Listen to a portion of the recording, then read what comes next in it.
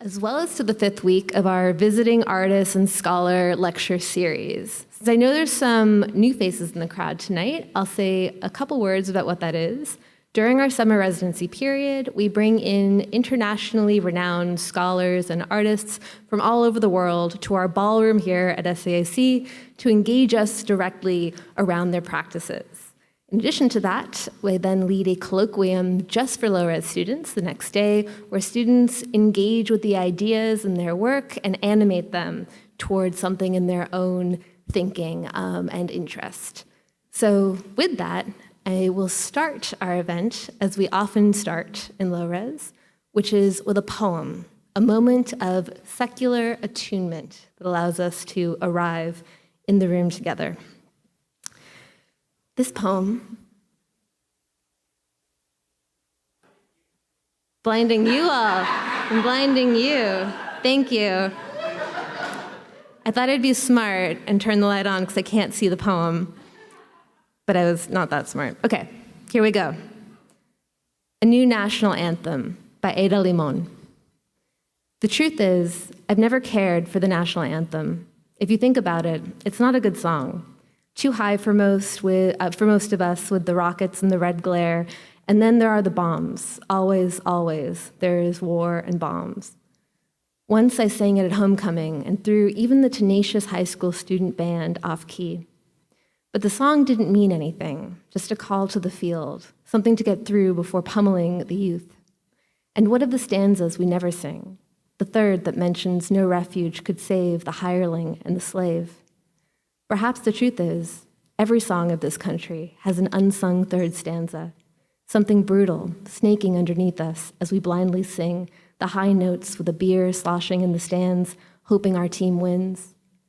Don't get me wrong, I do like the flag, how it undulates in the wind like water, elemental, and best when it's humbled, brought to its knees, clung to by someone who has lost everything, when it's not a weapon, when it flickers, when it folds up so perfectly you can keep it until it's needed, until you can love it again, until the song in your mouth feels like sustenance, a song where the notes are sung by even the ageless woods, the short grass plains, the Red River Gorge, the fistful of land left unpoisoned, that song that's our birthright, that's sung in silence when it's too hard to go on, that sounds like someone's rough fingers weaving into another's, that sounds like a match being lit in an endless cave, the song that says, my bones are your bones and your bones are my bones, and isn't that enough?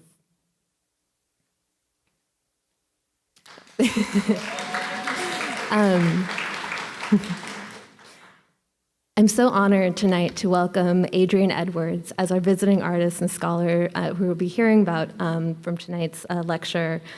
I just want to say, I think this is a moment not only in terms of our program, but maybe more broadly, where we're thinking about what brings us here. How do we move through exhaustion? How do we move through overwhelm?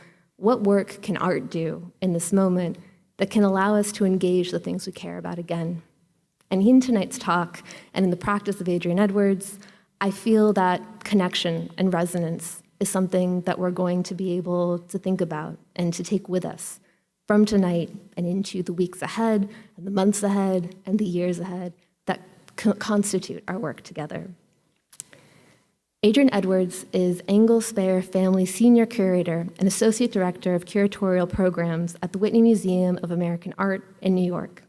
She curated Edges of Ailey, the first large-scale museum exhibition to celebrate the life, dances, influences, and enduring legacy of visionary artist and choreographer Alvin Ailey for the Whitney, co-curated Quiet as It's Kept 2022 Whitney Biennial, and was the president of the international jury of the 59th Venice Biennale. Her bio does not include the many, many accomplishments that are too numerous to list in a short piece of paper, but I hope that you will join me in welcoming tonight Adrienne Edwards as our speaker.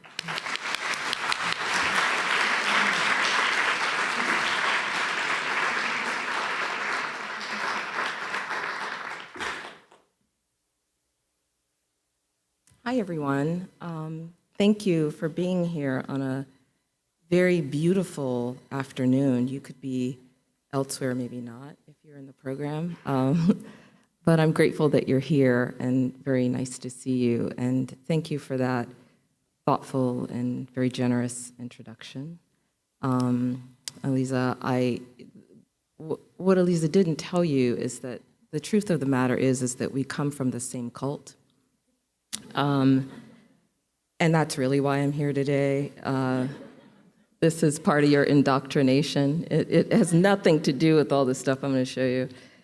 That's just processing trauma from doing Ailey and everything else at the Whitney, maybe thus the poem. But no, I'm very happy to be here. And I think I've been thinking a lot about our origin story in terms of how we met one another a long time ago now.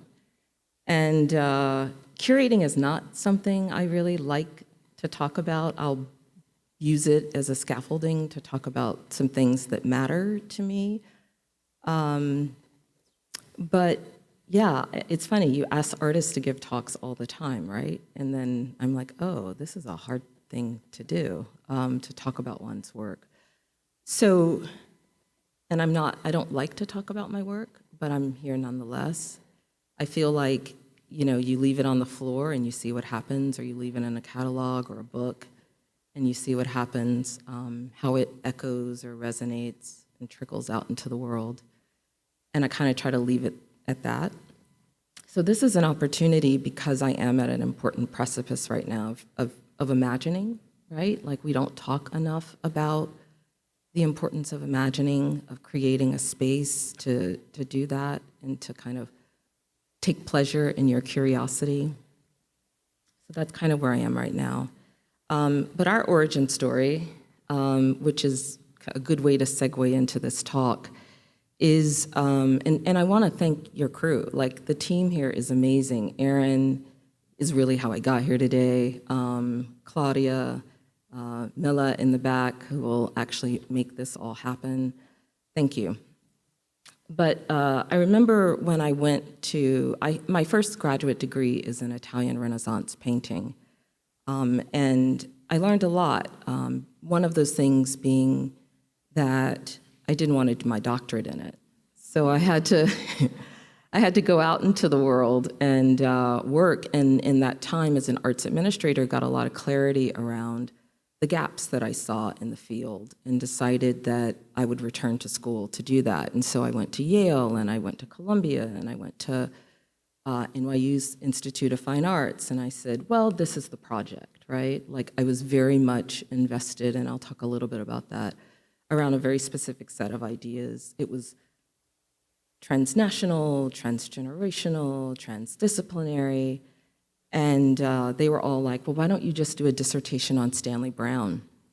And I was like, yeah, no, but why don't you just do one on Adrienne Piper?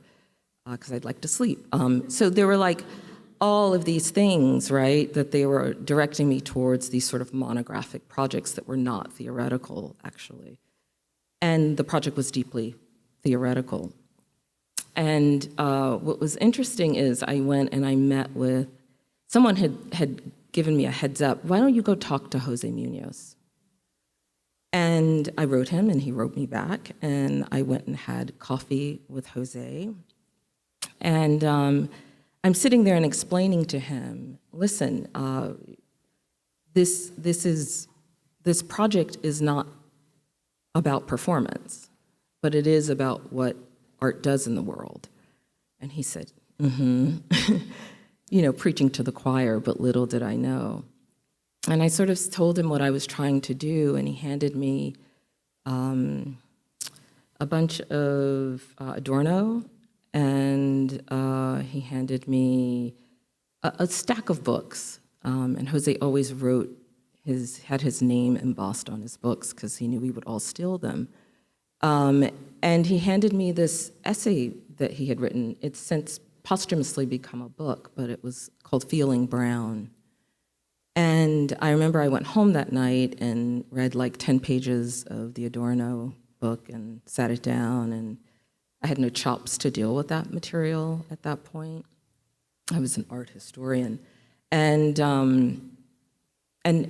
I got to Feeling Brown, though, and I really realized that this is the person I should study with. And he was kind enough to admit me in the program, and here we are with our doctors. So that's important because one of the things Jose also said to me when I had to do my first academic conference was, I said, well, it was like an art history conference, it was like CAAA or something. And I said, well, what do I do when I'm in the room? Like, what's it gonna be like? And he goes, oh, you'll know when you're in the room. And what I've realized in terms of the distinction between what it means to come from the space of performance studies as opposed to art history or even visual studies. And in some ways, I work in all of those fields. And I have built myself around a kind of disciplinary disregard that I think at the moment that I entered museums was really different. I think things are changing, but there was sort of no peer really at the time. And so, yeah, I hope to show that to you today, kind of what that looks like through a few projects and some of the artists that have shaped and informed me over the years. And I've come to realize that that space was not just that conference space, but that space was the exhibition space, it was a broader academic space, it was performance in the museum, it was interdisciplinary art in the museum, it was the quandary of how to collect, all of these unnecessarily existential questions, right? So I want to show you this video, which is a video by Ralph Lemon. And I like to think of it, I don't know how many of you have seen Maya Deren's, the footage from Maya Deren's, let me back up, the documentary that has taken footage of Maya Deren's from her time in Haiti called Divine Horseman. Just a show of hands. Yeah, thank you. Because Ralph, when I saw this footage for the first time, this is not a finished work. This comes out of Ralph's research that he was doing and continues to do more than 20 years ago in the Mississippi Delta. And this is at Otha Turner's barbecue goat picnic, and they would play fife. So that's what's happening because the video is silent, just so that you know. And I feel like every show that I'm working on is somehow trying to do this. So maybe you could play that for me, Claudia, and I'll come back. We're just gonna look at a couple minutes of it, and then I'll be back.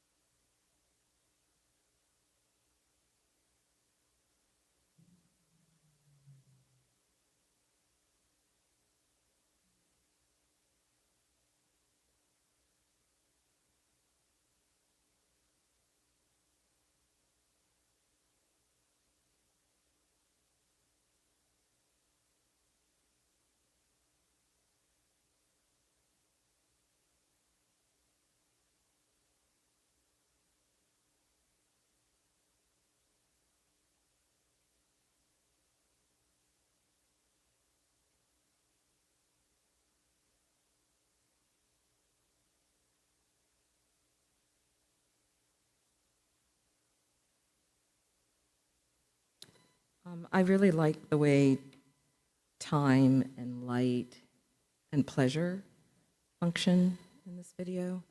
Claudia, we can stop it here. Thank you. And bring up the PowerPoint, please. So when I was at NYU in performance studies, at the same time I was also working at Performa. And I don't know how many of you know what Performa is, but it's a visual art performance biennial, and I'll explain that in a little bit, that was established in 2004, and actually the first biennial started 20 years ago. It's the 20th anniversary in 2005. And I went there in 2011 as a curator and worked there for almost a decade. And Performa is really important for me because it was like my laboratory. We worked mostly with visual artists to help them take an idea that they had around something that was interdisciplinary, that wanted to have like a live element to it, and we walked them through that process. So it meant that you had to be deeply, intimately involved, not only in an artist idea, like what is the thing they're trying to do, and how do they get it from concept to reality, but you also had to deeply understand their body of work, to understand all the moves that needed to be made within the piece so that it felt true to the way that they were working, but also to understand the leaps that they needed to make too. And then you had to understand the field of performance and also the field of performance within the context of art history. So it was a really incredible place for me to play. And I'm just going to show you some things from the last biennial I did there, which was in 2017. And I had traveled throughout the continent of Africa and really wanted to do a love letter to Africa and an impossibility, right? So I picked 5-6 countries that I was focused on and artists from there. But before I did that, next slide, please. Oh, I have it now, don't I? Awesome. So this interest in, often people talk about revising art history, right? Like a kind of revisionist approach, but I don't think that's entirely possible, or maybe it's just not the most rigorous language for it. The very first thing I did was looking at surrealism and really trying to create a new cartography for it than what was being taught, frankly, or discussed, or how we understood what surrealism was.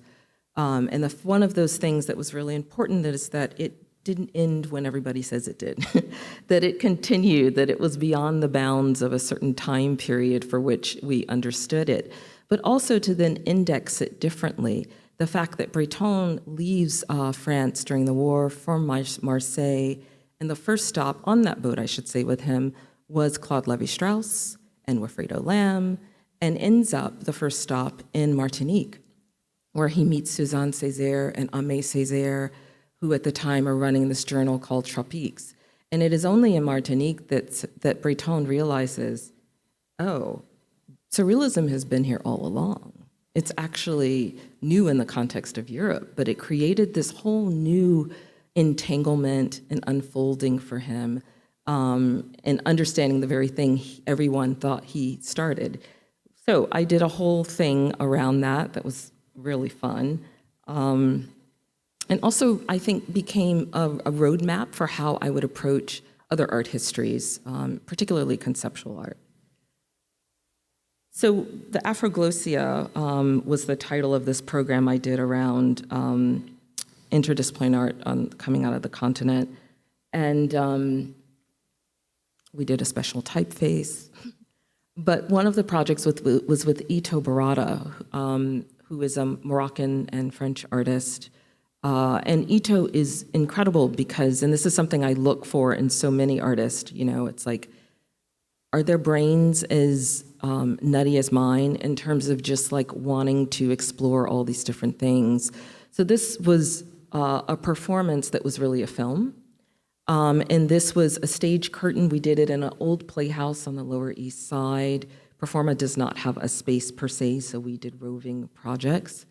And Ito made these dies from cochineal and iron and all natural dyes, and also fabricated this curtain as the stage curtain. And then the story is ostensibly about her mother, Munira, who was one of 54 students. The State Department, this is prior to the creation of the Peace Corps, but it was in that moment when there was this huge shift on the continent towards independence and ending colonialism.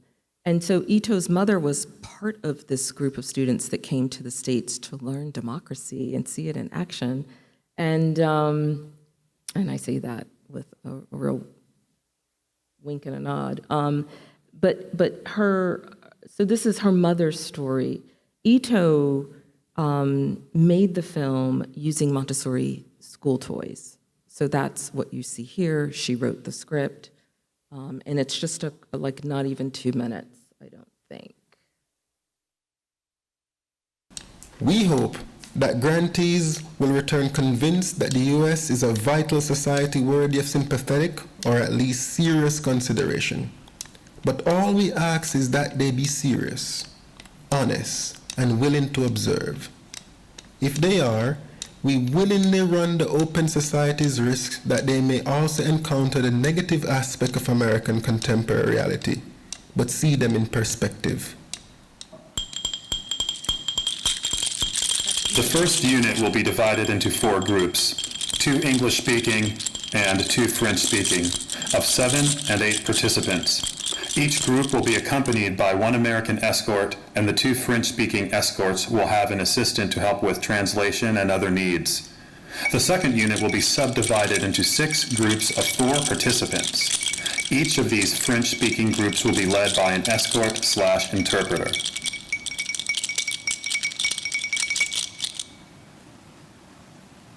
Approximately 25 cities and towns are to be visited, although each group will spend time in only 4 or 5 of these, in addition to Washington, D.C. and New York City.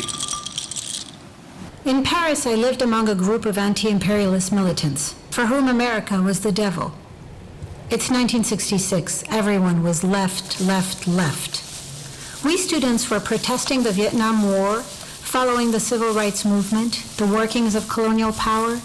We were obsessed with challenging oppression. Also, I'm a Moroccan living in Paris, just 10 years after we won our independence from France. And our great hero of the left, Mehdi Ben Barka, had just been abducted, vanished. People suspected our government, the French, the Mossad, the CIA. So, naturally, I want to go see this blue ribbon U.S. imperialism for myself. I go to the American Cultural Center for information. I ask them, do you have trips that are cheap to go to the United States? The Americans give me a form to fill out. After a few weeks, a letter comes back. You're a great student. You've been accepted for the African Youth Leadership Program. It's going to be a beautiful trip across America, and it won't cost me a dime. I asked the other Moroccans in my student union, but nobody else wants to come. They are suspicious. They all think I will be recruited by the CIA. I decide to go. Since the devil is there, let's go see the devil. The irony was, when I got home, the party expelled me for consorting with the enemy.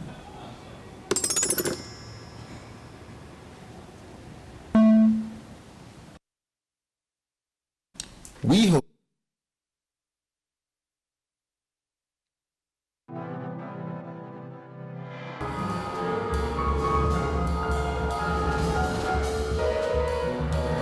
I'm going to stop that. This is a project that Julie Meritu did with Jason Moran. Jason was in Julie's studio when she was painting these 2 murals for SF MoMA, and in watching her paint, he used that as a system of notation for making music, and that took place over the course of more than a year. And this performance took place in the very studio, which was an reconsigned church, decommissioned church, that Julie was actually painting in. And so SF MoMA would not let us show the paintings, so I asked Julie if she might consider making a video, which became her first of them, so that people could actually get to the details, a level of detail of the work that you otherwise would not have access to without it. So it kind of panned, if you will, and we brought these screens out from Hollywood, from movie studios, and projected the videos on them. There were 2 in the space.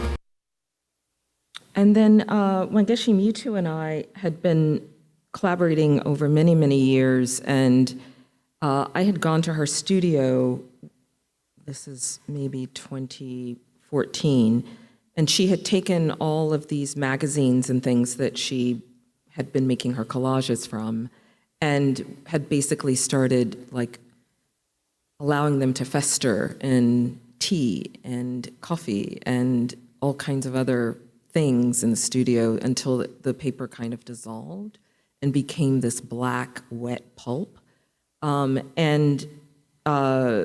This is before this piece. You'll see it in some later slides, but she began to really work with this material as a vehicle of performance. And later in sculpture when she moved to Nairobi, back to Nairobi. This is at the Met Museum. It was in their auditorium, but we decided to stage it on the stage itself and leave the auditorium empty. And so we created this white envelope and custom design, the seating. You'll see as we go on how obsessive I am about the context in which art is shown. This might be one of my earlier forays of that. But she made this live painting through a performance using banana leaves and the black pulp, which you see there. And then there was also a video that came up almost like a prelude and also as a kind of epilogue to the live painting. And this is a piece I did with Tracy Rose, which was unlike any experience of working with an artist I've ever had, but I won't go into it too much. I just wanted you to see the image. And we had Chimurenga in residence. We brought a store that was located in Crown Heights that was like a hybrid store, but they had also been the first distributors of Fela's music in the United States. These 2 brothers who were fascinating, and they're also Yoruba priests, and so they came in and set up what you see in the back, the albums that they had distributed over the years, including the original ones from Fela. We sold records, we had a radio station, we had a barber shop, we had food. It was quite wonderful.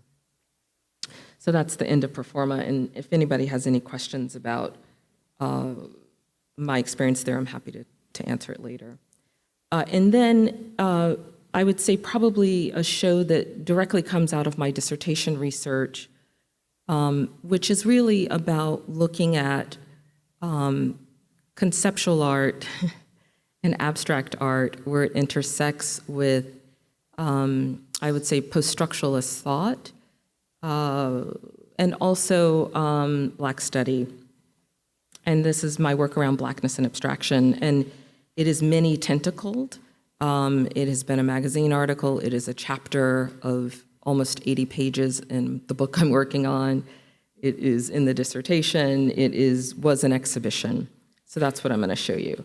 And I think, when I think about the artist who most influenced me, and I'm going to tap on some as we go through this today, David Hammons is certainly one of them. Mr. Hammons, whom I've had the pleasure over the years to work with on a few different occasions. But this show, Blues and the Abstract Truth, this is an installation view that was at the Kunsthalle Bern in 1997, is really important to me. And it is because it is, what is the feeling for a color? How do you know what a color can do? And in this case, it's blue, and he did foil on all of the, and film on all of the light sources in the galleries. So windows, lighting fixtures, to create this tonality throughout the space. And this precedes the black space with the blue light, flashlights that you may have heard about, black and blue. But there's something very, I think, poignant about this and about color and light. And this is just this is a separate gallery, and you'll see, I think, an influence around this come up later too. But just a drum set with a taxidermied cat on it and the blue, and you can see the windows that are covered. Okay, so this was in 2016.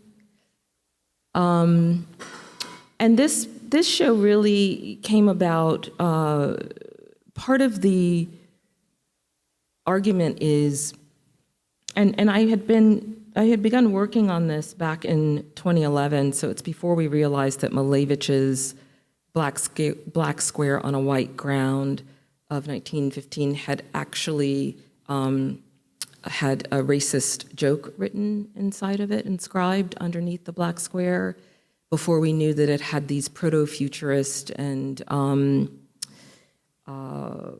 cubist forms also underneath the black square. So this is all before that.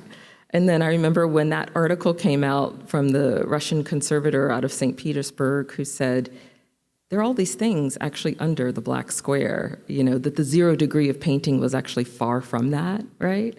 It is coagulated, it's fleshy, it's dense, it's thick, and it also reflects its times in terms of its racist positions. So my argument is that when artists who are black are confronted with these questions around representation, which I think are just about desire, whatever that desire might be, and it's probably very individuated, but that something different happens under that pressure. So that if we follow Lucy Lepard, right, and Soluit, and that conceptual art is, in fact, the dematerialization of the art object, what if you are already limited to the confines of a concept, that concept being race, you are actually not trying to dematerialize the art object, in fact, but in questioning representations and its bounds, you are undermining the very concept itself. And therefore, in order to accommodate that, what happens is the works of art themselves become denser, thicker, polyvocal, multivalent, etc. So they begin to do these different things. And so this show was about setting artists next to one another from all over the world to see what this color could do. Was ours different than theirs? So it's like, is it a different black in Japan? Or is it different if we think about it in the context of Brazil, etc.? So this is these paintings here were made by Ellen Gallagher, especially on the occasion of the show.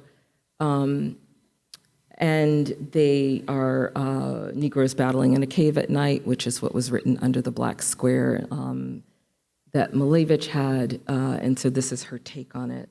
And then this is a piece by Popel. Popel came and spent the entire installation period with me, also a real lodestar for me, and I miss him dearly, especially being here in Chicago. But this was a stick of butter that we had to get a stand-in freezer for Popel to work with the butter so it didn't melt. so that he could paint it, but he was really insistent that it would melt because it was summer, and the door was right here, and he was convinced that it would be warm enough between the light and the door that that stick of butter would melt, but it did not.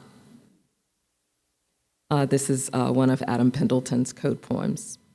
But I'm just gonna go through so that you can see what it looks like, because otherwise we'd be here all day, and I have other things I wanna get to.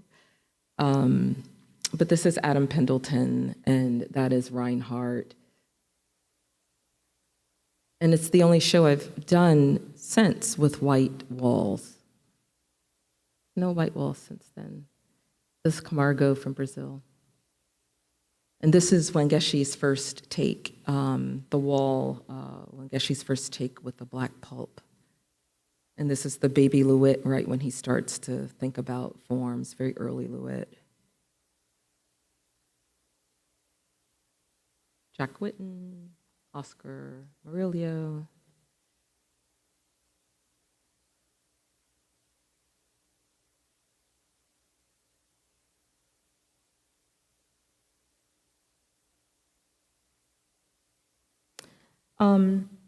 I had mentioned that someone said to me I should just do a show on Stanley Brown. I'm obsessed with Stanley Brown. I've written extensively about his work.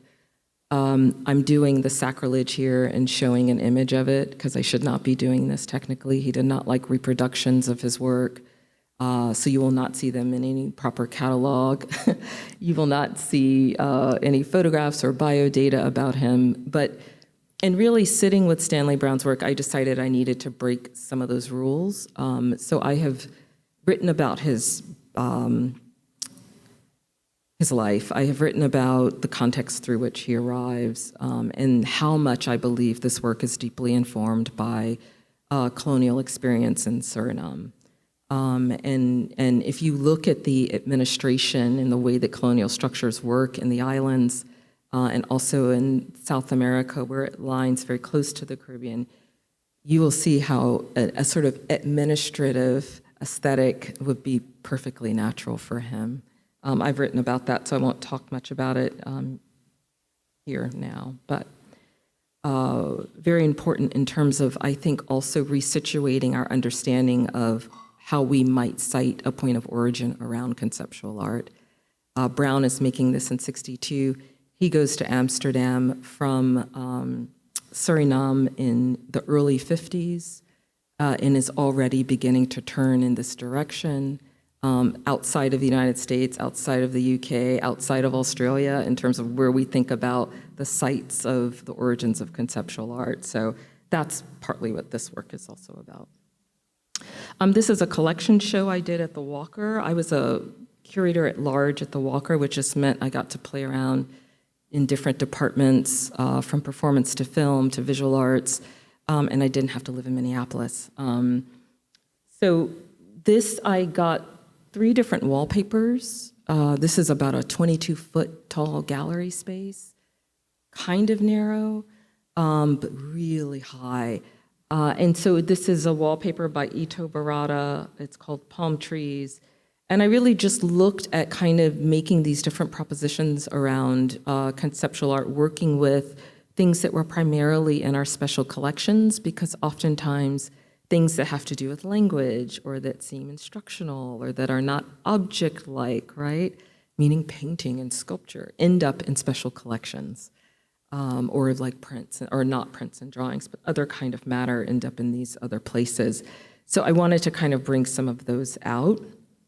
But this was Palm Trees, a critique of settlements in North Africa, the fact that the palm tree is not native to North Africa. And also here, this was a piece I worked on. I found a photograph in the archive that was of Yoko Ono's butt. And I asked her if I might be able to make it into a wallpaper. And so she worked with me to make it into a wallpaper, and I pulled a lot of photographs and, again, special collections material around performance art here. So you see Mendieta, Louis Kamenitzer, Lorna Simpson, Joseph Voice, Rick Ritt, Popel is on that wall in a really fabulous Sia Argemani piece. And then I asked Adam Pendleton to make one of his We Are Not wall works for this. And then this was, again, thinking about the color black and political movements and et cetera. Another artist I am only slightly obsessed with is Trisha Donnelly. Catch as you catch can. She's brilliant. So I think a lot about Trisha in the way that Trisha stages a gallery, the way that she commands it. If you don't know her work, I encourage you to check it out. And she doesn't explain it, which I also really love. So we have no idea really what Trisha is making and why. But it's just very interesting how it resonates in space. It's always about something else.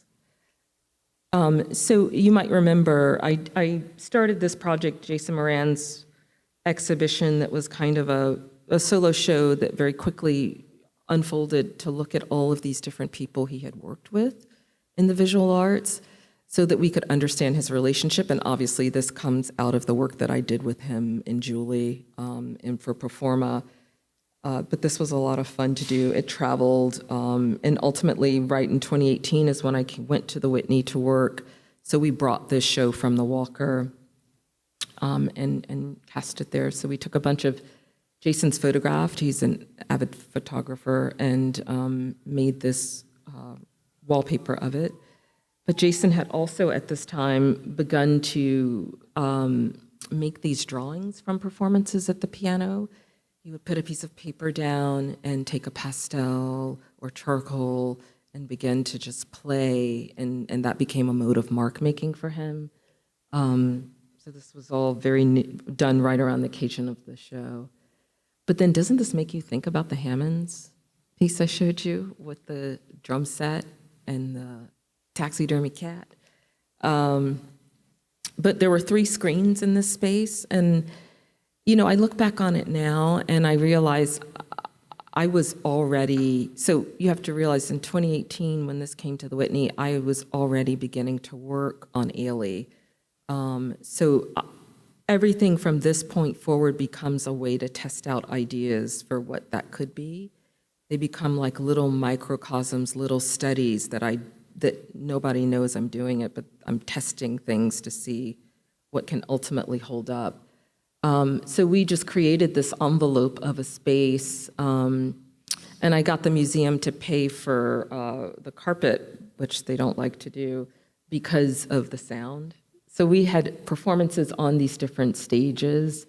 So there were 3 stages, and there were 3 screens, and it took you through all of these different collaborations, the documentation, photographs, interviews, all of these different things where you could see Jason working with Joan Jonas, Kara Walker, Theaster Gates, Lorna Simpson, et cetera, et cetera.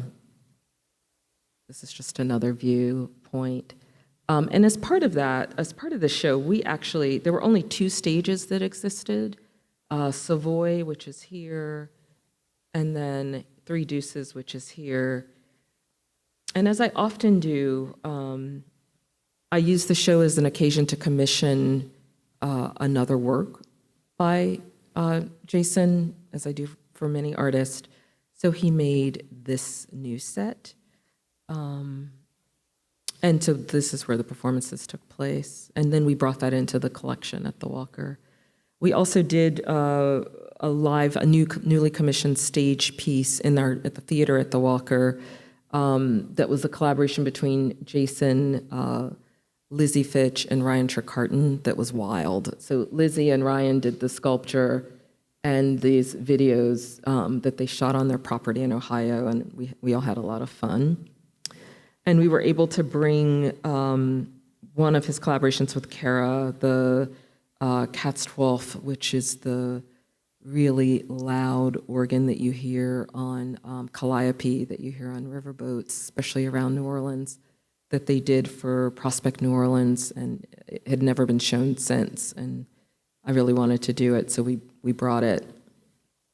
And one of the things I wanted to do is, like, we could have brought this into the museum, into the lobby, right? But I said, why don't we have it outside? Calliopes are incredibly loud. There's a reason that they're on rivers.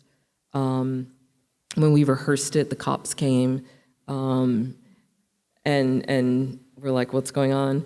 But I laid out grass in the street in front of the museum, so for the whole block. And we just set the calliope up and allowed, and people just came and hung out all day. And because it had recorded music, it could just play.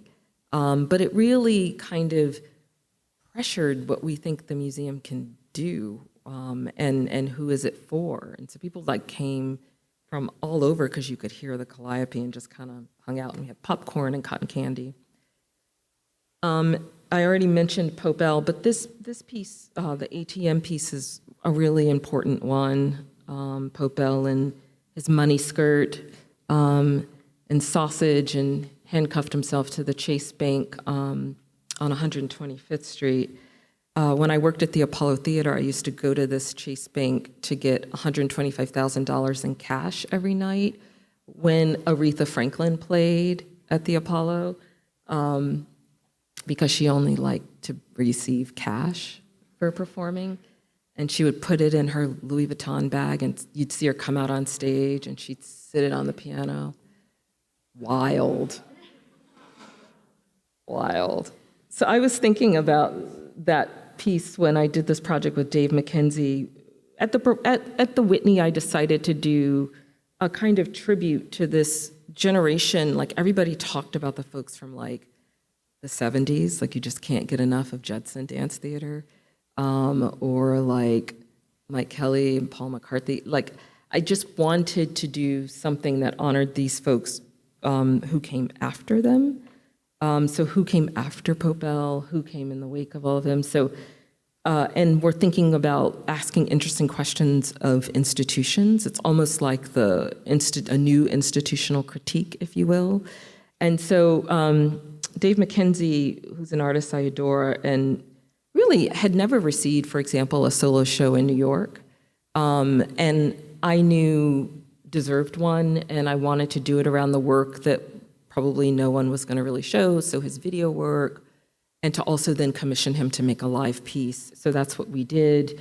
And Dave really wanted to do something around the collection. So we, as a way to elucidate what this commission was and to give him an anchor in the museum, we did this installation of his videos and alongside artists who were really deeply informed his practice. So we have Bruce Nauman, and they're literally paired one-to-one. Chris Burden, Popel, of course, Trisha Brown walking the walls at the Whitney, and Felix Gonzalez Torres, little Snoopy. And then this is the piece. So Dave did this piece where he's washing the windows. And I really want to show that video, but I'm not going to because I'm doing a time check. But it's on the Whitney's website if you'd like to see it. But it became a mode of like, it's, obscuring the view. The museum prides itself on the views of the river and of the city, and it's kind of known for the Renzo Piano building that we're in. And so he went around and obscured, he worked, I should say, with the Whitney's window cleaners over several months to learn how to do this. And so that's what he did throughout the building on different floors. And then this question of like, what are the many guises that performance can show up, right? Like, can an object perform? Again, that question I started with was like, how do we know what things do in the world? And this was Popel's Trinket, which he had started in 2008 and then did it for his Mocha LA show. But this question of going back into work to reimagine it and think about it again and think about it, particularly this intersection of performance and object making, was really important for the My Barbarian exhibition that I did. with Malik Gaines, Alejandro Sagado, and Jade Gordon. My Barbarian were really important on the West Coast, from club culture to museums, like pretty feral crew. And so they were coming up on their 20th anniversary. And I really thought that they would be a lot of fun to think about the archive together, because I knew they documented everything. I knew that they had just a trove of material. So we brought out props like this American flag on fire. This is just into the gallery space. I did it in the lobby gallery because it's like 1,000 square feet. And it's like perfectly square proportions, unlike any other floor in the Whitney. So I knew we could make it into almost like a jewel box, where it could feel like you were totally immersed in this world. And so we built this kind of tripart stage, and we had 3 screens for each of them. So it's all a reference to each of them, the 3 of them. And then we just did a real culling of their props, and also drawings, other things that they had made.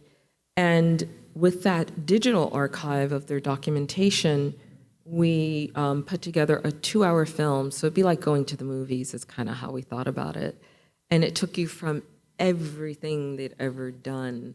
And it put side by side rehearsal with like a performance for the camera, with photographs of them doing it in different locations. So you had almost in every variation that pieces had appeared at a glance right there. And then we flew in a lighting grid, a theatrical lighting grid. So we took out all of the museum lighting and put in theater lighting and set it to a timer so that the lights changed based on what was being shown on the screens. So that different, and you'll see here, like this is lit up, and these are lit because they relate to what's being shown in this video at this given time. And then it changed so that you can get a sense of it.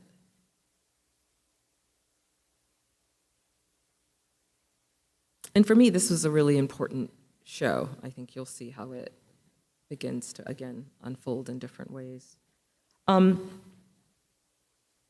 Lina Bobardi is an Italian architect, another obsession. She moves to Brazil with her husband to Sao Paulo in the 40s, I think, and starts initially doing exhibition design. And she ultimately designed the building, was the architect for MASP, the Museum of Art, Sao Paulo, which is an incredible building. You should go if you haven't seen it.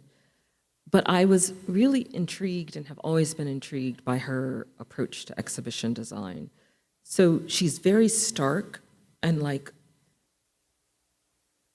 really kind of looks a little bit like the fascist design that is very prominent in the 30s and early 40s in Italy. But then when she gets to Brazil, it becomes something altogether different. So you have like the structure of that, but then you have things like tree branches at the top of these structures. You end up with floors covered in leaves, plants installed in exhibition galleries. Really wonderful mind. And then by the time Bobardi like gets to the 60s, she's in such a different place. She's like spending most of her time in Bahia. She's being deeply influenced by theater directors working in communities there, not in like the proper like formal state-sponsored theaters. And she's really experimenting with material. So this is a time period in which I'm very interested in who Bobardi becomes. So Quiet as It's Kept was the biennial that I co-organized with David Breslin in 2022. Really hard show to do because we were traveling only for about 6 months before the pandemic hit, and then everything else happened, as we all did, on Zoom. But I think we did not a bad job. And it really kind of looks at conceptual art. It looks at a kind of autoethnographic approach to making, like what does it mean to lose your own sense of things in the world as a point, as an indexical point of authorization to think through the rest of the world. So this is Renee Green in the lobby. Rayon Tibet was in the process of applying for citizenship in the United States and did a whole two-part project based on that experience. So these sort of questions from the exam were placed throughout the building.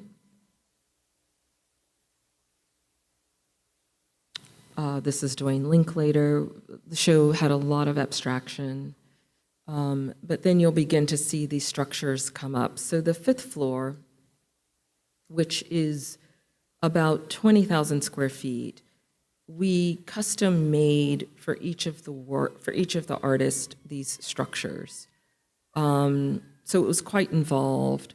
I wanted to avoid the walls as much as possible. And I wanted, because the feeling of isolation from the pandemic, it was like, what does it feel like to be immersed in a sociality? And most museum experiences, they're directed, right? Like, you were given the wall of introduction. You were then given a chronological experience, or things are like nicely, tightly organized with these walls and narratives that they want to tell you. But what if you took some of that away, right? And allowed people to have these glances across a floor. And if you kind of really thought about how to even plan that, this is where all my Virgo tendencies come out. Like, how do you think about sight lines and a body in relationship to everything around it as an exhibition, as a mode of exhibition making, not just kind of the veracity of a chronology or an aesthetic relationship, right? But what if it became about people and bodies and sensuality? And so this is kind of where that goes. And it was funny. I remember one critic said that it reminded them of art fairs. And I said, oh, I would love to know what art fair they're going to. Because I just thought that was really funny. And I think it really shows a kind of lack of imagination, right? Like, they don't even know their own exhibition histories. So I think that's pretty hilarious. But this is just some of the work from that floor. This is Sable Elise Smith, the great Jane Dixon, Alex de Corta. And so this cube was painted every week, every 3 weeks, by Alex's brother. Alex's brother is a house painter in New Jersey. So he would show up and paint it. Lydia Churchman, Deani Whitehawk, etc. This is Awilda Sterling Dupree, a wonderful Puerto Rican performance artist who makes abstract paintings.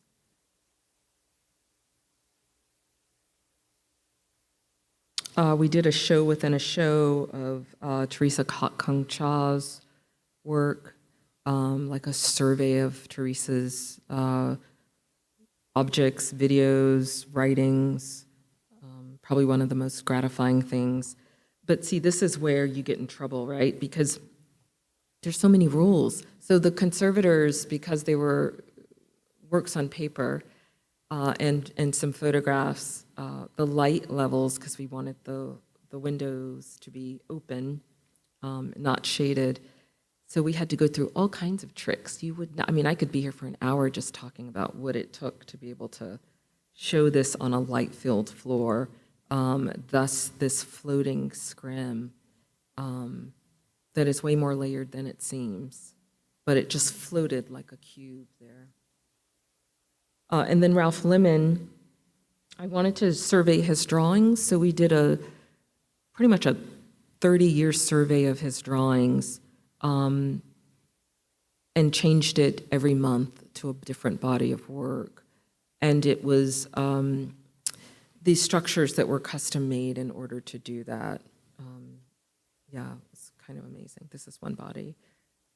Lucy Raven, again, like allowing video, painting, sculpture, all to kind of sit in the space together, not creating these black boxes, at least not on this floor, where all the video is relegated, right? Which has happened in many biennials in the past, or handing off the program to someone who's like an expert in film and video. I think it's very important that curators have own their ideas, right? Like these shows and things don't just come out of nowhere. Like you have a position, you have a perspective, and it's very good to be clear about what it is, I think. So then on the floor above was very much about the labyrinth in the kind of Borges way. I had been reading that text again and again and thinking about what it felt like. Not what it said, but what it like kind of like felt like to me. So these are Denise Tomaso's paintings. One is of a slave castle on Goria Island off the coast of Senegal. They're both made in 1993. The 93 biennial was an important point of reference, as it is for so many curators of the biennial. This is of a prison, Eastern State Penitentiary, which was the first organized prison in the United States. And then you went into this very sort of quiet space that had three works of art in it. One was, so Henry Ford was obsessed with Thomas Edison, and when Edison died, he asked Edison's son to collect his breath in all of these tubes. Impossible, right? But they are in the Henry Ford Museum in Michigan, and so we called them up and asked them if we could borrow one. And so after many conversations, they agreed to it. And of course, this is in reference to the aftermath of the Black Lives Matter movement. At this point, it's 2 years on. But the fact that of this time, this question of the breath, of whose breath is valued, was very important to us. And then Raven Chacon had done what he called a silent piece, which was a recording of the women water bearers who were protesting the pipeline. And all you hear periodically in this piece is like the helicopter going overhead, and then it goes away, and then it comes back. But there's an actual protest happening. And then there is another piece in the show which we didn't have a label for and didn't talk about, but it's a collective piece between a collective of care of this piece between me, Ralph Lemon, and Kevin Beasley. And it is a work, I've written about it, that is a photograph of a man who'd been lynched. His name is Frank Embry in Missouri, that was covered and sealed with a material that Kevin did. Kevin did that, and we share this object amongst us. So Kevin brought it to me because we had discussed having it in the show, and you couldn't really see it because the light hit right beneath it, where the light cast. But if you looked up at the right angle, you could see that there was something there. This is Rebecca Belmore, Anishinaabe artist, and Lupe Rosales. These are night photographs. One includes a site where her cousin had been murdered. Just going through these. Jonathan Berger's text pieces. This was a tribute to Steve Cannon, the poet, and the space he had and ran on the Lower East Side called A Gathering of the Tribes. And I did this installation with Mr. Hammonds.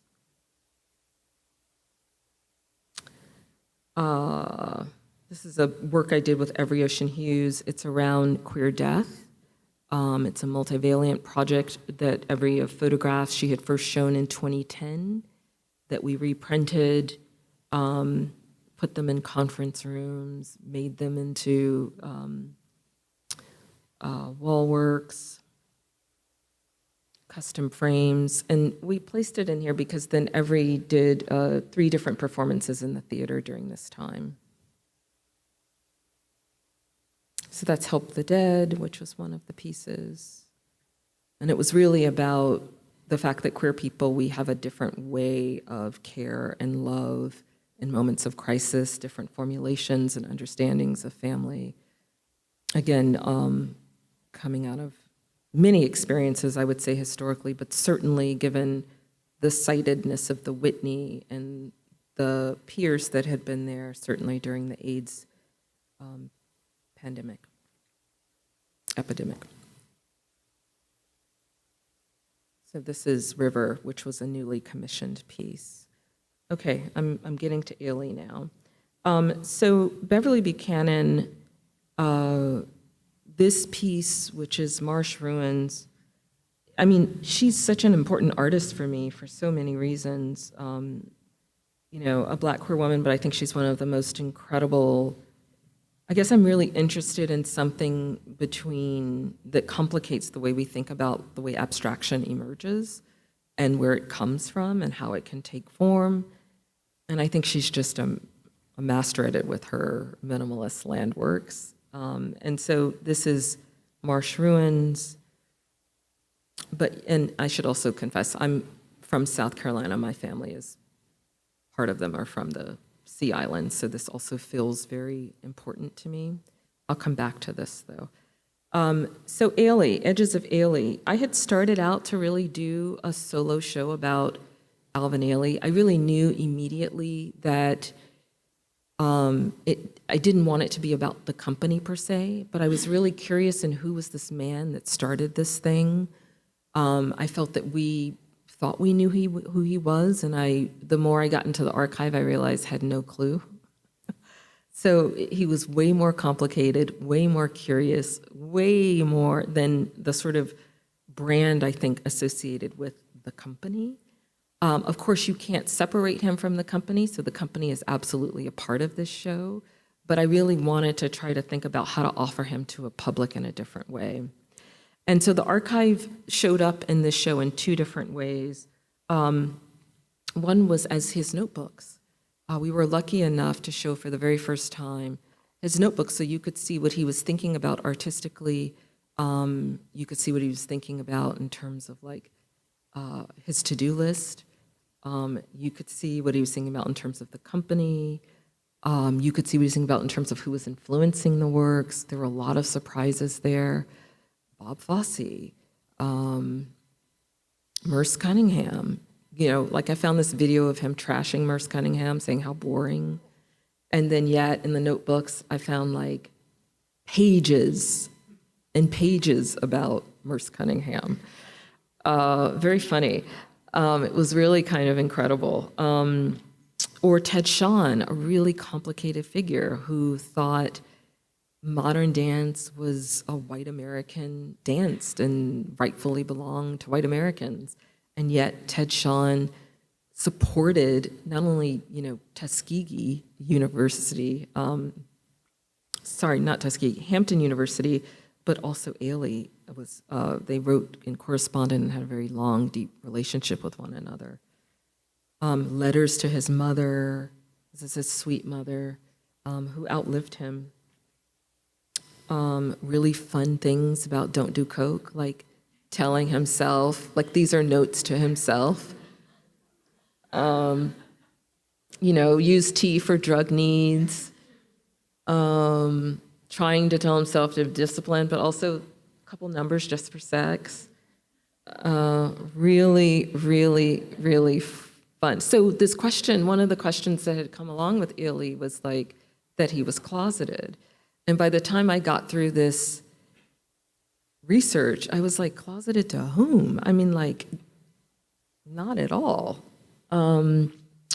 He was quite open about it, and you can even see him in the later interviews talking about it. It's very interesting.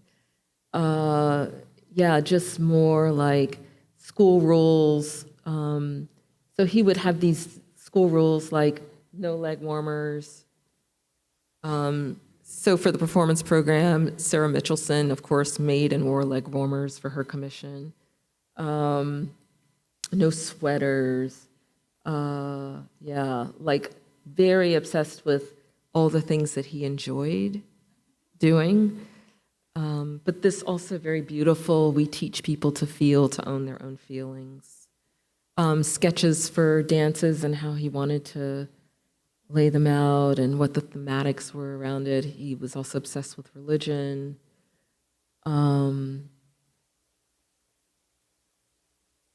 Yeah, just really,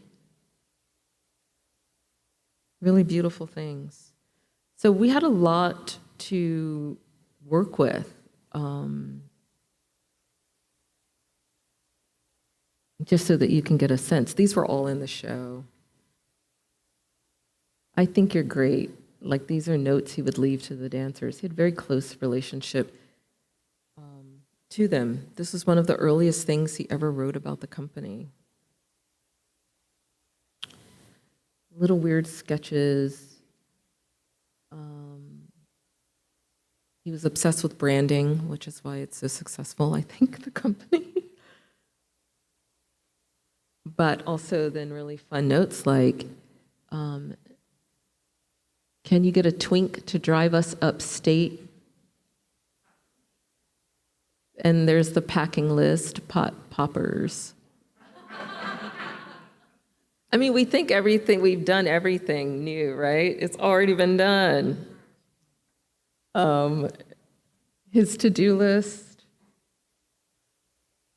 Just truly like intimate and then really heartbreaking, right? Like nervous breakdown, 7 weeks in hospital.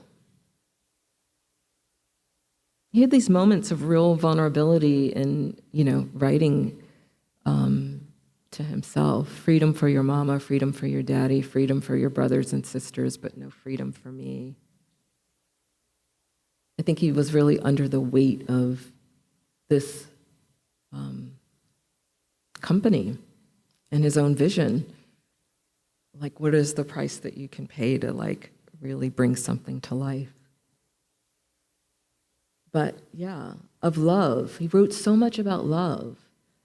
Love of woman for woman, of men for women. There's paternal love, of man for man. Friend love, love for self. We found these kinds of things throughout his notebooks.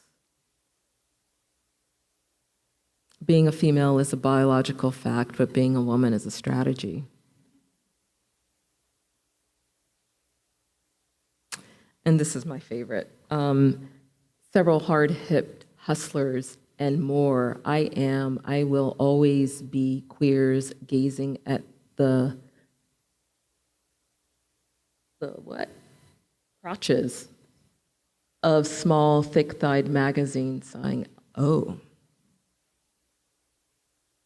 Yeah, and we found and published for the first time his short stories and poems, which felt like a real revelation. Like, I didn't know that Ailey wrote short stories and poems before I began this project. And a lot of them are about desire and water. So these are just some of them: Seascape,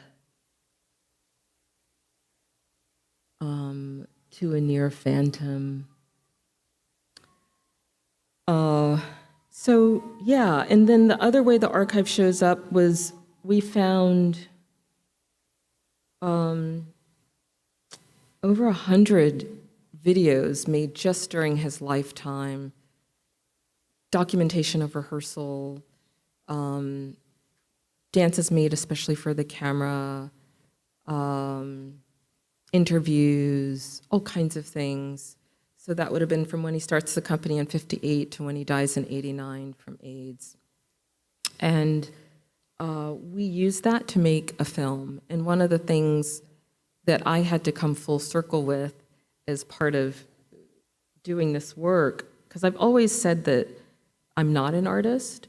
I think that curating has, if you're having fun, artistry to it. But I have to be very clear, I think, about that line. And the exception here is that I did make a film, and I did it with Josh Begley and Kaya Liu, two incredible filmmakers. Josh and I had worked together before on a project with Teju Cole back in 2017 at Performa.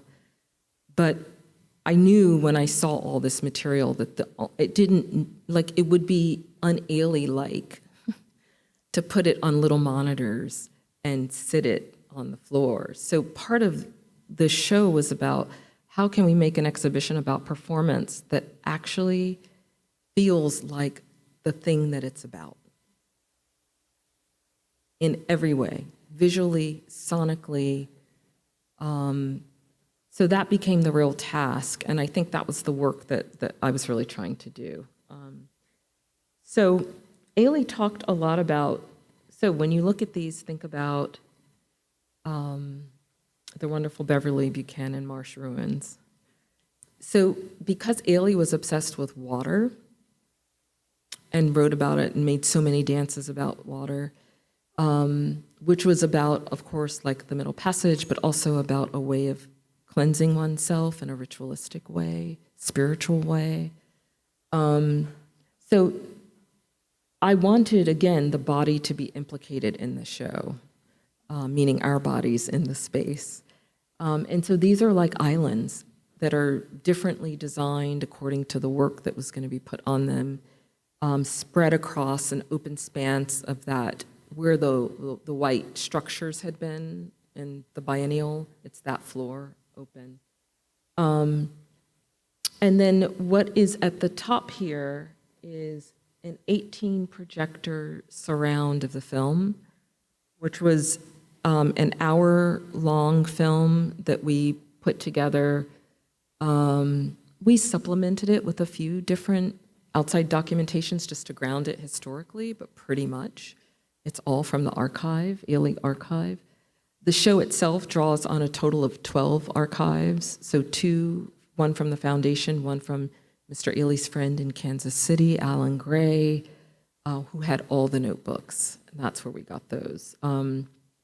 But then I found this quote in those tons of videos, and Ailey said, I wanted to dance, I wanted to paint, I wanted to sculpt, I wanted to write the great American novel, I wanted to be a poet, and for me, dance does all of that.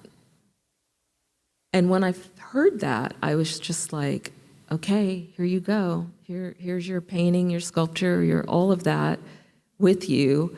And so we really rounded it out. And what ended up happening, I realized when I was in his notebooks, how much he wrote about visual art, particularly African art, but like Mr. Little, who's in my biennial show, who I met through David Hammond's, I found his name and his phone number and address in one of Ailey's notebooks. So of course he's in the show. But they all have different relationships to him. Some work directly with him, some share themes with the dances, some visually amplify certain places and moments. But a lot of them were just also loved Ailey, especially the contemporary living artist, which is how they got in here. So Jennifer Packer made this portrait of him, especially for the show. Lynette Yaramboyakai made two works, this diptych and one more. Some were drawn from our collection. But I'm just going to take you through these, and then I'll play because I want you to see, I'm looking at the time, and I want you to see some of the film.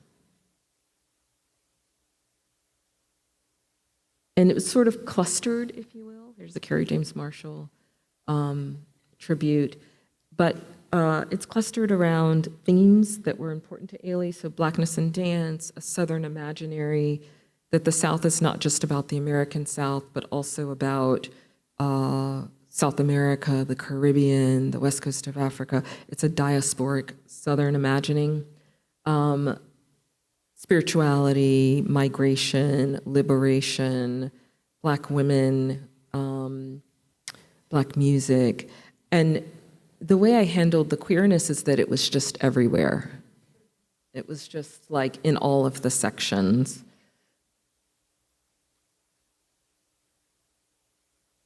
So this is like a cry, but a different woman performing cry, because of course it's an iconic work in the repertory. So, and this is Mr. Hammonds' hairpiece. I don't know what I just skipped. Oh, Beverly Buchanan. This is Into the Southern Imaginary section.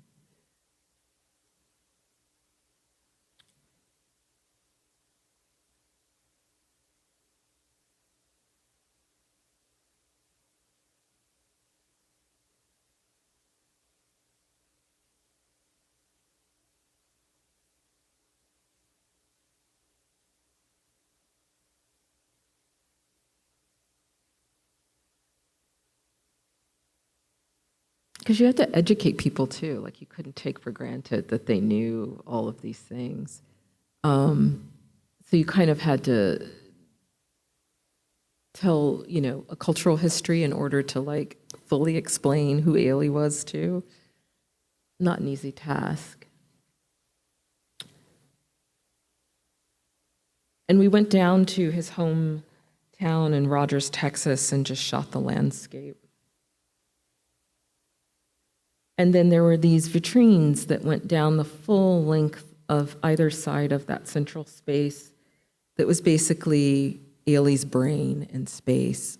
Archives from all the people who influenced him, from modern dance to Hollywood to Broadway to his time in theater. And then I'm most proud of, we were able to locate the AIDS Memorial Quilt panel that was a tribute to him, in part alongside others, and I really love that it was alongside others. And the peers would have been right outside this very window, so that felt really important. And then this space was for a tribute to the company. We commissioned these artists, in addition to having Ailey in residence every week, once a week, every month for the run of the show, so a total of 5 times for a week each. And then we commissioned all these other folks, and we did over 90 performances from September 25th to February 9th, and I'm barely standing still. Okay, if you will please, the great Claudia, play. So I'm going to take a vote. So there are 2 clips. One clip takes you through the Southern Imaginary part of the film, and Ailey, and through the 80s.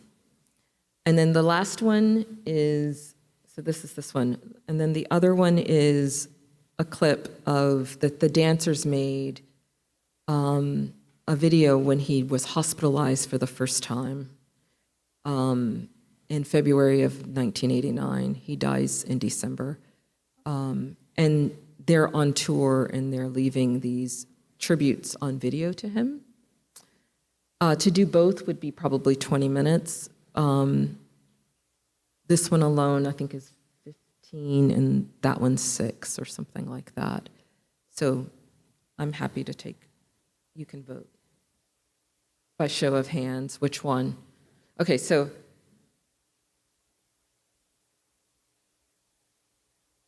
yeah, exactly. Okay, let's do for the second one, please, for Alvin, Claudia. That's not this one, but the other one. Thank you.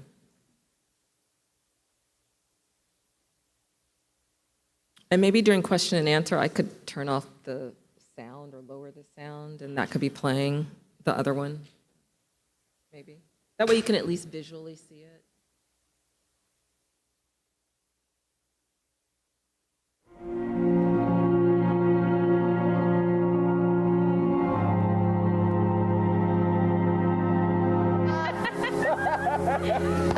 Raymond is a fool. We need you back. We miss you very, very much. Company's doing fine, so you need not worry. Everybody's taken care of. But we miss you. We want you to get better so you can come back and reprimand us again.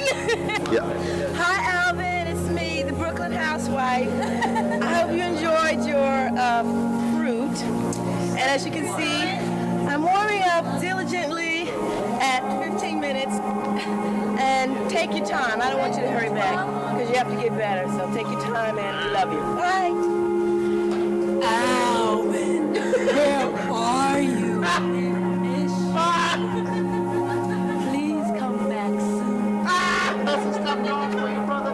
It's the job stuff you gotta say. Look at the floor, Alvin. We're doing rev on a black floor. Have you ever heard such a thing? We're having a great time. See you in a minute. Hi, Alvin, from the new kid on the block. I miss you. I can't wait to work with you. I'm having lots of fun, working hard, and just learning, and just can't wait to see you. I hope you feel better. Bigger shake. Bye. You can bring it all the way down and There's Max and Dwight warming up. Hope you get better soon. We miss you. We miss you. We'll see you soon, We're okay? so quick. I just got here. We know you very well. And Can't wait to see you. Everything's going good on the tour. She's busy warming up. Am I supposed to say hi to Alvin? Yeah, say hello. Hi, Alvin.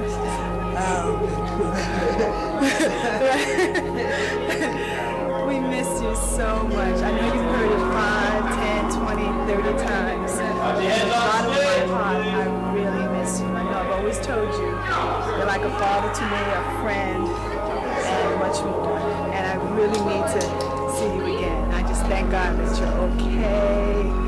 And Danny says hello. My husband says every time he goes on stage, he thinks about you, and he plays the saxophone solo to your speedy recovery. So we love you. Come back very soon. Bye. This is my good son. What? Say, Dylan. On tonight. I'm gonna you on your leg where you are. Are you stretching that girl up? they've been wonderful. God damn it! Get that goddamn leg up another foot. He's just gonna take your mug. David, my mug is connected to my neck. My neck Yes, has but a chain on it. this is modern technology. We can go from here out. Well, turn around. Say hello to Alvin. Hi, Alvin. How are you? This is Mrs. Baxter. Remember me? Actually, it's Mrs. Alexander, but you keep calling me Mrs. Baxter, so as long as you do that, I hope you're feeling better. And Come on back, Alvin. we miss you. We We really do. really do. Oh, please hurry over. Alvin, we miss you. We love you. Come back soon. Get well.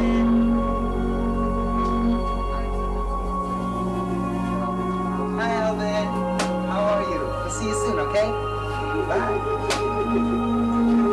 Where is Zorba? She just gone back out. I can do myself. Hi, Alvin. Miss you. I'm off today. Through the mirror. Come back soon. We'll see you probably in Los Angeles. I first saw him dancing in the Broadway musical House of Flowers. He was magnetic, awesome, and sensuous. Alvin Ailey has a passion for movement that reveals the meaning of things. His is a choreography of the heart, relevant, appealing, a magnet drawing a whole new public to modern dance. He's lifted our spirits with tributes to Duke Ellington. He's touched our conscience with survivors. His portrait and dance of Nelson and Winnie Mandela. On the night the Kennedy Center opened, Alvin was right here on the stage. He was choreographing the world premiere of Leonard Bernstein's Mass. Lenny asked him how he did it. What was his theory? Alvin just looked at him and said, I just get those people up on the stage and tell them how to move this way and then that. His dances come from the very center of his being, from a sheer love of theater, its lights, its sounds, the magic of movement. Alvin Ailey is black, and he's universal.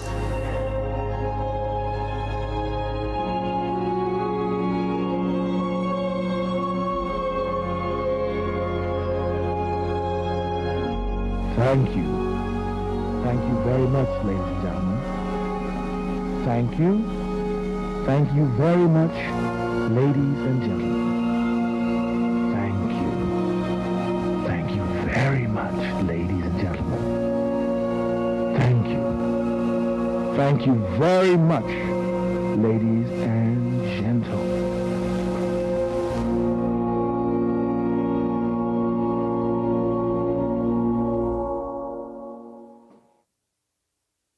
Thank you, Claudia.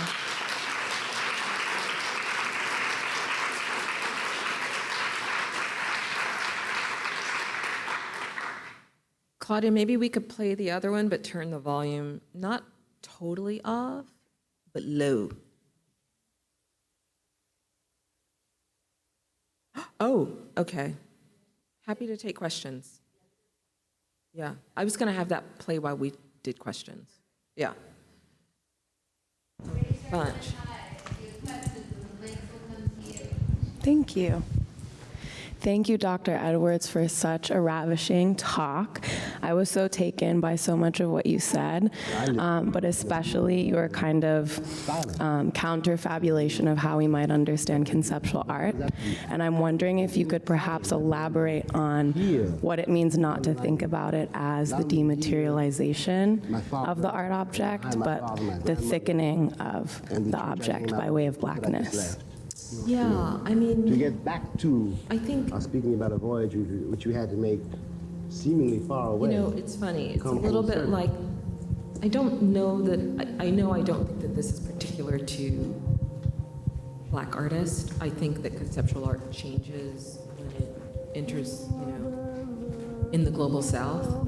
But that's where, and I use that framing because, of course, then I'm going to say, because that's the framing we're used to. Because then I'm going to say, just look at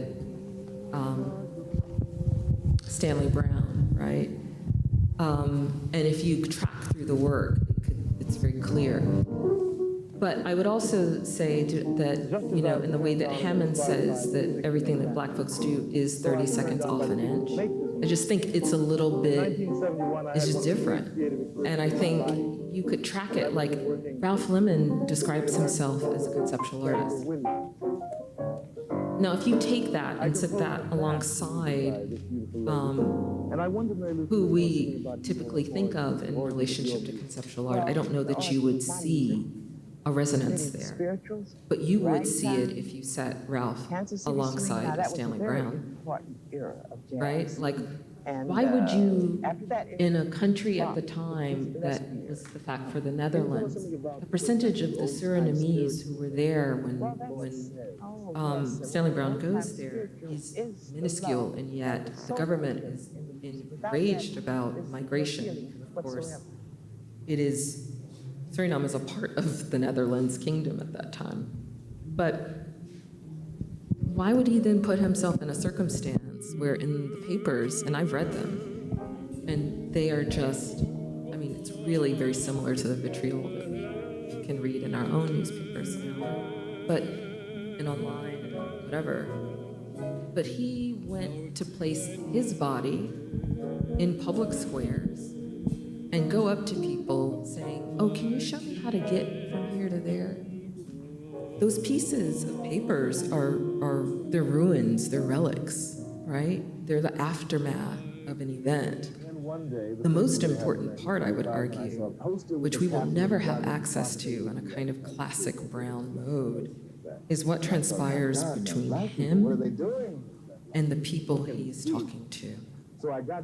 And you can see it in the most nuanced way. So it's the distinction between thinking about it in relationship to seriality or thinking about it in relationship to repetition. Seriality is about the piece of paper. And they were saying something about Black lives. Repetition is about the body in space doing something again. I knew that Black people could do this kind of So I find it very interesting to think about that kind of layeredness, that kind of withholding, because I would argue that withholding is also an important characteristic. Or as Lauren Berlant wrote about Popel's work, showing up to withhold. What does it mean to show up and insist on, like, right, that nexus between desire and desire, not representation, but desire, and presence, but on your own terms. That's veiled, opaque, oblique, entangled. Yeah. So there's something that happens, and I would just track artists who describe themselves as conceptualists and just pay fine attention to the distinction of the approaches, and then what ends up in that thickening can happen in painting, but it can also happen in what I might call a flourishing, which is whatever makes itself available to the ideal. And then I could totally spin that out, but I'm going to stop for time's sake. Hi. For the Ailey exhibit, you have a very specific color that you used, and I want to know the thinking behind that.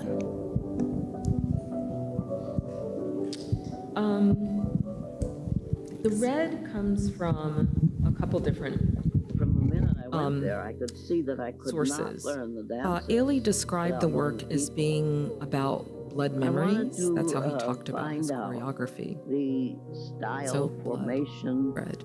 type of choreography, type of step. The other moves, all source sorts. is that we But know there's a single Ailey, our community place of who have, understanding of even made who he might be, firm part of their is the culture. company, which we know on proscenium stages. And in most proscenium stages, the seats are red velvet, red velvet curtains, there's red carpet. It is a color that is closely associated, as we just saw in the Kennedy Center shot, it's a color that is closely associated with the performing arts. So that's one place that it comes from.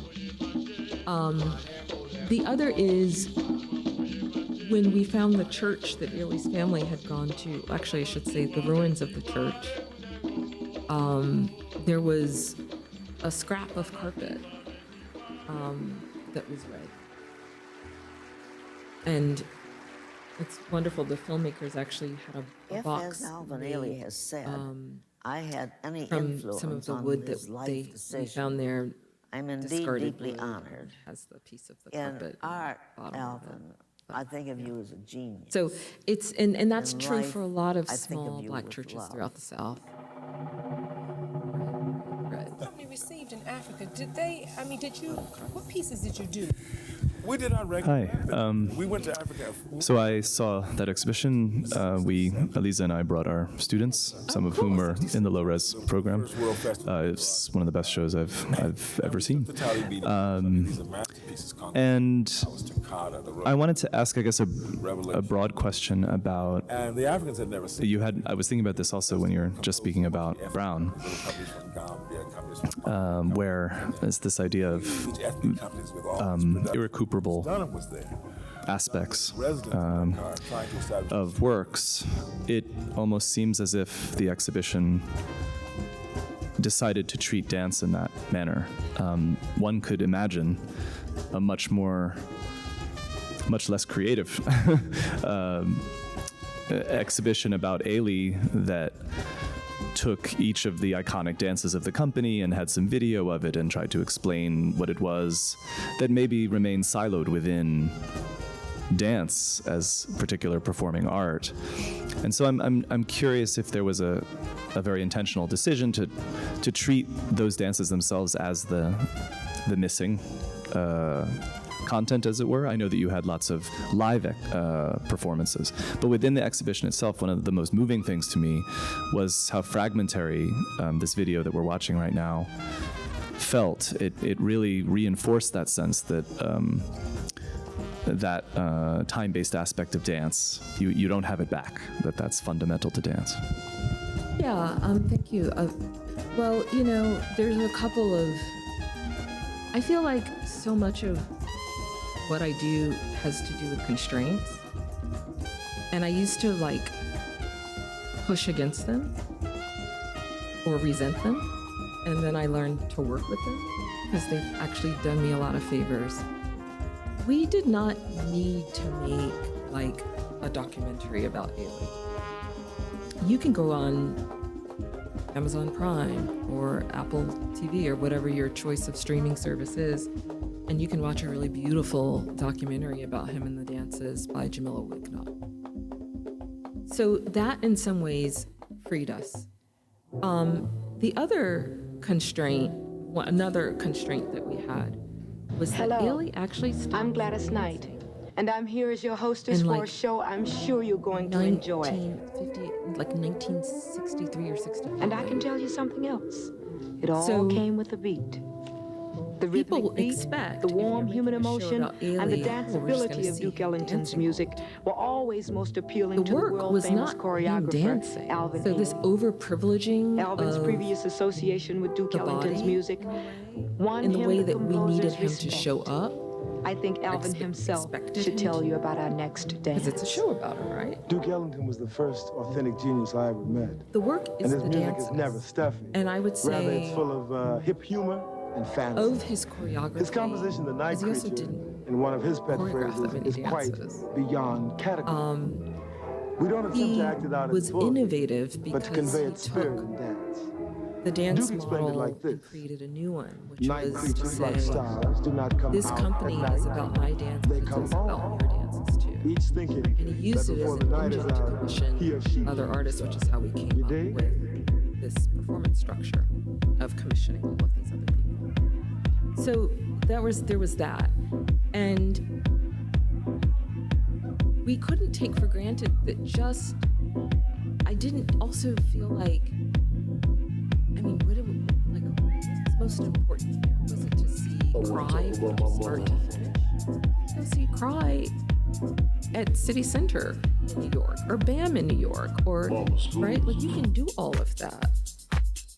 So I felt that we could be more expressionistic, and that it could bring, not only show important aspects of the work in ways that might be surprising, but maybe give you a feeling of him, so that what we read in the notebooks informed the feeling of the way that some of this material was shown. So it was just like taking it and like trying to fully digest him, again, a feeling for something, and put it into form. But technically, almost all of the dances are there, for which there's documentation. But they're just put together in a way that might try to show. Where you from?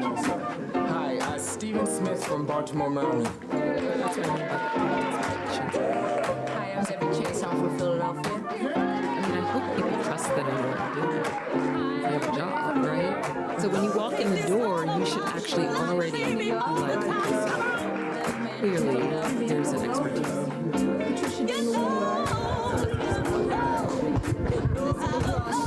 We have time maybe for just one more question, if you have the mic. Oh, all right.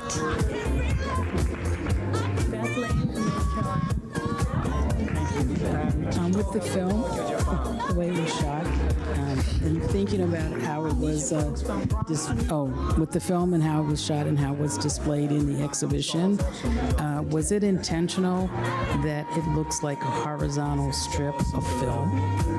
Because it's very narrow, and so there's a lot of cropping of bodies throughout the film. And it's almost like this black part up here above the screen is how much you would see in the real exhibition. So in the exhibition, that was at the very top of the top of, not the black part, but the top of the. There was a lot going on here. The first company was school. Yeah, so if that was the top of the wall, the top of that video would have been there. So this is just what it was really hard to do screen projection, 18-channel projection on our computers. So this is a mechanism that we use build it, to build the film. And one of the other things I should say that we did is that we did not touch up any of the footage. Let it be like how we found it is how we left it. So there's a moment in there, if you saw the Catherine Dunham part and it's red, that was the deteriorization.